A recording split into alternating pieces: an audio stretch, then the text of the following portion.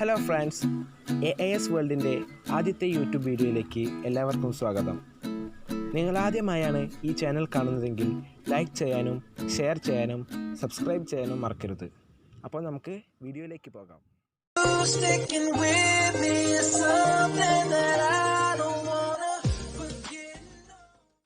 സാധാരണ നമ്മുടെ വീട്ടിലുണ്ടാകുന്ന ഒരു പ്രശ്നമാണ് റിമോട്ട് കേടാവുന്നത്. അപ്പോൾ അതിനുള്ളൊരു പരിഹാരമായിട്ടാണ് ഞങ്ങൾ ഈ വീഡിയോ ചെയ്യുന്നത്.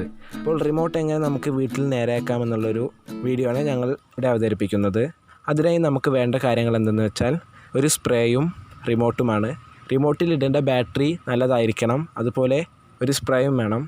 സ്പ്രേക്ക് പകരം ആഫ്റ്റർ ഷേവ് ഉപയോഗിച്ചാലും പ്രശ്നമില്ല. ആഫ്റ്റർ ഷേവ് ആവും കുറച്ചും കൂടി നല്ലതെന്ന് എനിക്ക് തോന്നുന്നു.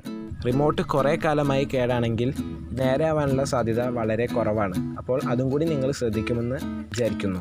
ഇനി നമ്മൾ എങ്ങനെയാണ് റിമോട്ട് നേരെയാക്കുന്നതെന്ന് കാണാം.